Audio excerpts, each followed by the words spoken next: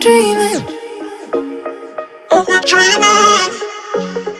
Are we dreaming? Are we dreaming?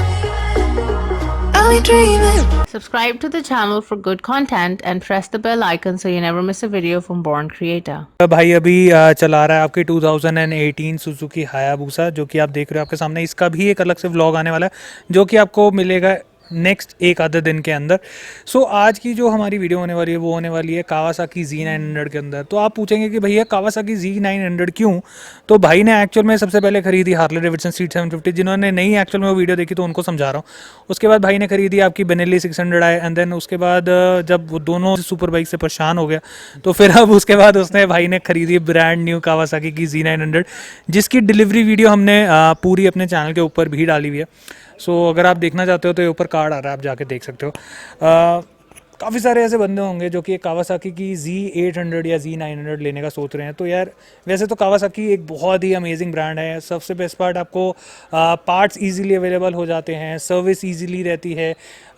कम अगर मैं बोलूँ बाइक इतना उस हिसाब से खर्चा भी नहीं मांगती। और आज की वीडियो हम इसीलिए शूट कर रहे हैं ताकि आप लोगों को एक ओनर जिनके पास एक्चुअल में बाइक थी वो ऑलमोस्ट आपको बता सके कि यार क्या उसका एक्सपीरियंस रहा। सो तनुज सबसे पहले हाय हेलो बोल दे। Hi everyone, this is Tanuj. आपको तो पता ही होगा। नहीं पता होगा तो पिछली 2 वीडियो देख लो, पता चल जाएगा। हम ना एक ही जगह खड़े हुए हैं और हम बार बार शूट कर रहे हैं। तो ये मत बोलना कि भाई अब देखो लॉकडाउन है। सीधी बात है, तनुज यहीं पीछे रहता है तो वो भाई आ गया। अब आप लोगों को कंटेंट देना है तो भैया कंटेंट देने के लिए तो कुछ ना कुछ करना पड़ेगा।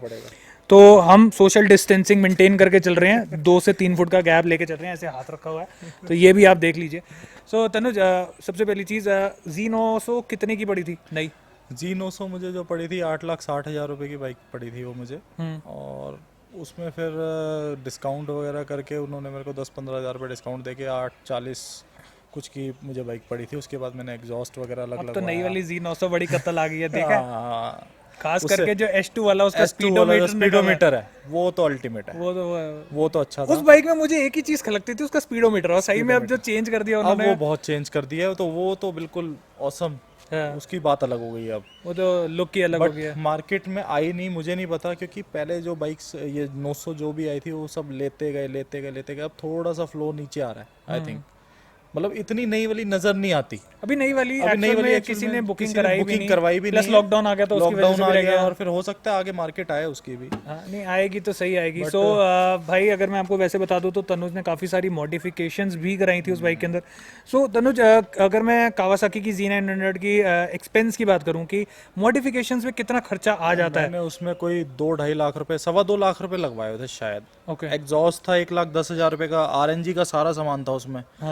स्पूल्स थे, फोक प्रोटेक्टर थे, फ्रेम स्लाइडर थे, सारा RNG का सामान था। साथ में एक टैंक ग्रिप्स भी थे। टैंक ये जो टैंक पैड इसको बोलते हैं, टैंक पैड हो गए, टैंक ग्रिपर्स हो गए, वो सब कुछ लगा हुआ था उसमें। कुछ लगा हुआ था टोटल। मैंने लगवाया था क्योंकि ब्रांड न्यू खरीदी थी तो भाई एग्जॉस्ट और ये सब आवाज तो चाहिए ना। तो आप समझ सकते हो भाई साहब, अगर आप एक सपोज नई भी बाइक खरीदते हो तो इतना आपको लेके चलना पड़ेगा। सपोज पहले एक्चुअल में क्या करा था भाई ने, उसमें जो लगाया वो लगाया था स्लिप ऑन पर। उसके बाद ना मज़ा नहीं आ रहा था क्योंकि जो उसका कैटलिक कन्वर्टर था वो उसी के अंदर था जो एग्जॉस्ट आ रहा था। तो उसके बाद भाई को फिर उसके हेडर जो थे वो भी चेंज कराने पड़ गए। तो हेडर और एग्जॉस्ट कॉस्ट कर रहे थे ऑलमोस्ट 1,10,000 रुपये करीब। देन फिर उसके बाद भाई ने RNG का सारा सामान लगवाया, सब कुछ करा। तो ऑलमोस्ट आप लेके चलो कि अगर आप एक नई सुपर बाइक ले रहे हो और आप एक बेसिक चीज़ें भी लगवा रहे हो तो 2 लाख रुपए के करीब आप लेके चलो कि इतना खर्चा तो आपका आएगा ही आएगा। वैसे तो लोकल भी सब कुछ लग जाता है करोल बाग से। 15,000-20,000 रुपए का आपका एग्जॉस्ट लग जाते हैं। नहीं पर अगर एक अच्छा आपको एरो के ही अगर आपको वो इंजन में इफेक्ट ना है ना। मेन बात ये है कि इंजन पे लोड ना पड़े ना किसी चीज का। तो तनुज एक्सपीरियंस कैसा रहा? सबसे पहली चीज Z900 का एक्सपीरियंस कैसा रहा? भाई Z900 का एक्सपीरियंस जो था बहुत अच्छा था। जब मैं उसको बाइक को निकाल के लेके बड़ा खुश था पहली बात तो, क्योंकि ब्रांड न्यू थी। तो मैं लास्ट वीडियो में बताया कि भाई सेकंड हैंड में तो मुझे प्रॉब्लम आई है। तो ब्रांड न्यू थी, तूने वीडियो भी बनाई थी। तो उसके बाद मैंने वो बाइक चलाई कोई 7-8 हज़ार किलोमीटर चलाई। और मैंने उसमें सारा RNG का सामान डाला, उसमें पैसा लगाया क्योंकि मुझे खुशी थी कि यार मेरी चीज़ है, वो पहले हाथ ही मेरी लगी है, मेरे पास ही आई है वो। तो मुझे ये था कि मैंने चाबी डाली है भाई उसकी। मैं सेटिस्फाई था कि यार मेरे हाथ में आज चीज़ अच्छी आई है। तो फिर उसके बाद जब मैंने वो बाइक चलाई, मैं संडे राइड्स पे भी जाता था, रेगुलर संडे राइड तो राइडिंग जब आप करते थे तो राइडिंग में कुछ ऐसा लगा कि यार 180 190 बड़े स्मूथली जाती थी बाइक, बहुत स्मूथ थी। ब्रेकिंग की अगर मैं बात करूं, ब्रेकिंग भी अल्टीमेट थी, उसकी ब्रेकिंग में भी कोई प्रॉब्लम और नहीं थी। अगर हम सबसे मेन चीज जो सबसे ज्यादा जरूरी होती है, क्योंकि लोगों को सिटिंग में काफी ज्यादा प्रॉब्लम रहती है, हाँ, तो सिटिंग पोस्चर कैसा था? थोड़ा सा एक्चुअली क्या है, Z900 की सीट जो है ना वो थोड़ी सी स्लिक है, थोड़ी पतली है। हाँ, तो उसमें फॉर्म जो है, लाइक फॉर्म कह लो, जो भी इसमें डलता है वो थोड़ा सा या प्रेसिंग अलग कम है, या अलग से जेल वो सीट थोड़ा- लगवा लो। हाँ, या अलग से जेल सीट लगवा लो, थोड़ी प्रॉब्लम तो होती थी। टेल बोन एक्चुअल में मेरे को लगता है कि टेल बोन दर्द होती है, वो ज्यादा वो होता है। बाकी अगर वैसे अगर हम बात करें तो बाइक वैसे पोस्चर एकदम ठीक कंफर्टेबल है, उसमें कोई दिक्कत नहीं थी बाइक में। मेरे को सही बताऊं तो उसमें कोई कमी दिखी नहीं, मुझे सारा कुछ अच्छा ही दिखा, है। उसमें मुझे कोई प्रॉब्लम आई नहीं। तो अगर सपोज आप 180 170 चल रहे हो, तो हाईवे पे चल रहे हैं, हैंडलिंग वाइज क्या हिसाब था? नहीं, बिल्कुल स्ट्रेट, जैसी आप कंडीशन में बाइक चला रहे हो, जिस कंडीशन में आप चाहते हो कि यार बाइक ऐसे चले, उसी मतलब जहां direction मोड़ा में- उसी जगह मुड़ रही है हाँ, वो चीज बहुत अच्छी है। उस बाइक को मैं लीन भी बहुत अच्छी करता था। शायद वीडियो नहीं है मेरे पास, जब हम राइड्स पे जाते थे नोएडा के लिए, जो टनल आता था लेफ्ट को, तो हाईवे पे जाने के लिए उसमें बड़ा अच्छा लीन होता था। मतलब मुझे वो बाइक चला के संतुष्टि मिलती थी कि यार ये चीज़ अलग है। मतलब मेन चीज ये उसमें होती है कि power ले हाँ, लो। डर नहीं था उस बाइक को हाँ, चलाने के बाद। पावर ले लो, वेट ले लो, कोई सी भी चीज़ ले लो, उस जैसी चीज़ नहीं थी। एक रिफाइनमेंट बहुत सही है रिफाइनमेंट काफी की। थी, इंजन का जो उसका प्रेजेंटेशन थी, लाइक स्मूथनेस थी, कोई प्रॉब्लम नहीं आई उसमें, उस बाइक में मुझे कोई सो तनुज, जब काफ़ी ज़्यादा लोगों के एक्चुअल में दिमाग में ये चीज़ क्वेश्चन चल रहा होगा कि यार if you own a super bike, suppose आप एक Z900 खरीद रहे हो, तो उसका बेसिक सर्विस कॉस्ट वगैरह क्या क्या आता है? उसका बेसिक 7800 के आसपास, जब भी मैं सर्विस कराता था 78 79 ऐसे ही आता था, 8000 के अंदर अंदर आपका ऑयल फिल्टर। और मैं फिल्टर तो मैंने उसमें डलवाई हुआ फिल्टर था, वगैरह? उसमें कैनन का फिल्टर डलवाया हुआ था, उसको तो सिर्फ क्लीन कराता था। अच्छा। वो डालना कंपलसरी भी तो होता है, लाइक फुल सिस्टम डालने के बाद तो आपको आफ्टर मार्केट वो चाहिए वो चाहिए 5-6 हज़ार रुपए की कॉस्ट है उसकी कोई। तो वो मैंने डलवाया था, और उसमें कोई मुझे प्रॉब्लम आई नहीं। मेरे को बाइक में कोई भी प्रॉब्लम नहीं आई थी, बिल्कुल सही, उसमें किसी चीज़ की प्रॉब्लम तो अगर मैं एक ऑलमोस्ट मेरे ख्याल से 1 साल से ज़्यादा रखी है तूने, हाँ, तो एक साल इंश्योरेंस अगली बारी हुई थी, अगली बारी कराई हाँ, थी मैंने इंश्योरेंस? इंश्योरेंस कराई थी। जैसे ही मैंने इंश्योरेंस कराई, उसके 1 महीने बाद मैंने मतलब इंश्योरेंस तो पहले ही होती है ना, 20 दिन 1 महीना पहले ही हो जाती है। तो मेरा कोई मूड नहीं था उस बाइक को बेचने का, तो मैंने वो इंश्योरेंस करा दी। मैंने कहा चल यार, अगर इंश्योरेंस नहीं कराऊंगा कोई दिक्कत हो जाए तो फिर दिक्कत वाला काम हो जाएगा, तो मैंने इंश्योरेंस भी करा दी। तो इंश्योरेंस कॉस्ट कितनी करती है? क्योंकि काफी ज्यादा लोगों के दिमाग में ये चीज होगी, क्योंकि यार देखा, वही बात है, हाथी खरीदने आसान है, पालने मुश्किल होते हैं। तो इंश्योरेंस कई बार लोगों को बहुत ज्यादा चुभती है, क्योंकि बहुत एक्सपेंसिव पड़ जाती है इंश्योरेंस। 23,000 की इंश्योरेंस थी उसकी, जीरो डेप्थ इंश्योरेंस थी 23,000 की।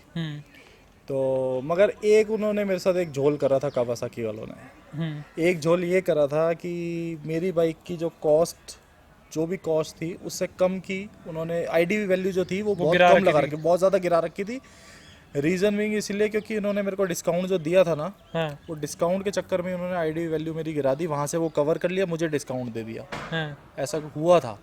मैंने वहाँ बोला भी, मैं वहाँ जाके, मेरे को गुस्सा तो आया, मैंने बोला भाई मेरी बाइक कल को चोरी हो जाती है, मैंने 8 लाख रुपए की चीज़ खरीदी है, मुझे मिल रहे हैं 3 लाख 4 लाख, तो मेरा जब जो चीज़ की वैल्यू 5.5, मेरा 1-1.5 लाख रुपए का नुकसान था ना उसमें, तो 1-1.5 लाख रुपए की वजह से फिर मैंने ये सोचा चल भाई जो हो गया अब हो गया। और शोरूम ने ऐसा कर रखा था, कावासाकी ने मेरे साथ ऐसा करा था कि भाई अब उसकी आईडी वैल्यू उन्होंने बिल्कुल लो कर रखी थी।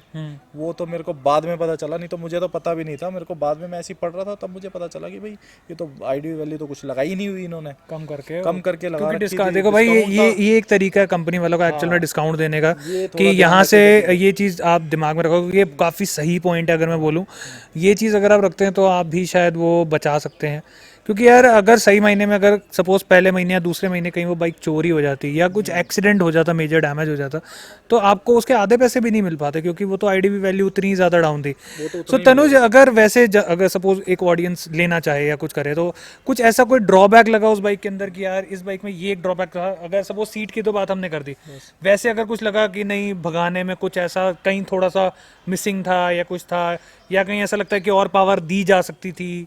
नहीं यार, नेकेड बाइक है, नेकेड बाइक में एक तो ना हवा का जो, जब आप चलाते हो ना, तो हवा का जो फ्लो होता है ना, वो आपके हेलमेट पे आता है। हाँ, वो सारा का छाती पे आता है, छाती पे आता है और हेलमेट पे आता है।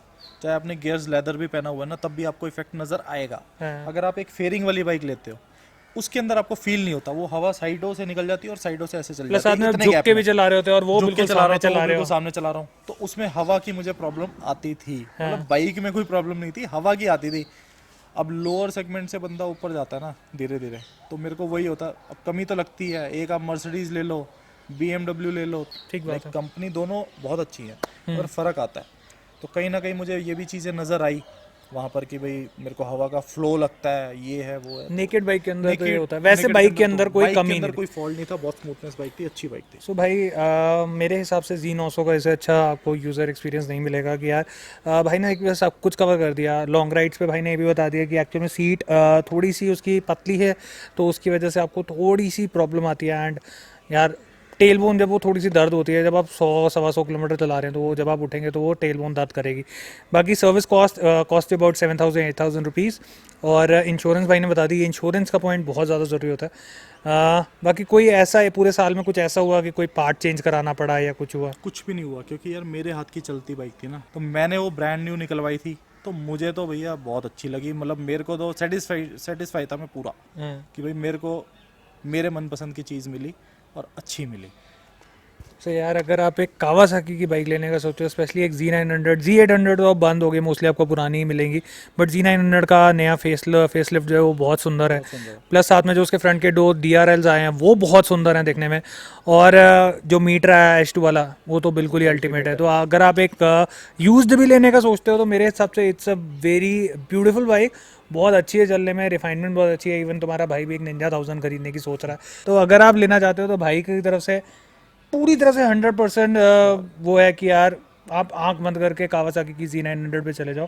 It's a very beautiful bike, very refined bike, और बेसिक खर्चा है, इतना खर्चा नहीं है, इतना सब में ही आता है। बट सबसे ज़्यादा दिक्कत आती है जब चीज़ें अंदर से कुछ मेजर ख़राब होता है, तो वो कावासाकी की थोड़ी सी एक्सपेंसिव है। हाँ, वो थोड़ा सा एक्सपेंसिव है, बट अच्छी बाइक अगर किसी को चाहिए, जैसे अभी तूने मेरे से लास्ट वीडियो में क्वेश्चन करा था कि भाई 2-2.5 लाख रुपए में मेरे को सुपर बाइक चाहिए। यार 2-2.5 लाख में सुपर बाइक नहीं आती है। अगर आपको अच्छी बाइक चाहिए ना, तनुज एक अंदाज़ा मिल जाएगा आपको। तनुज तेरी थी 2018 2018 की बाइक, फर्स्ट ओनर, कितनी चली हुई बाइक थी वो चली थी 7,000 कुछ। सो गई 7,000 चली हुई, ऑलमोस्ट 1.5-2 लाख रुपए का सामान लगा हुआ, फर्स्ट ओनर, दिल्ली नंबर की बाइक। तनुज कितने की बेची? 7.5। सो भाई 7.5 लाख रुपए की भाई को डायरेक्ट ओनर मिल गया था, डायरेक्ट बायर मिल गया था, इन्होंने डीलर को नहीं बेचा था।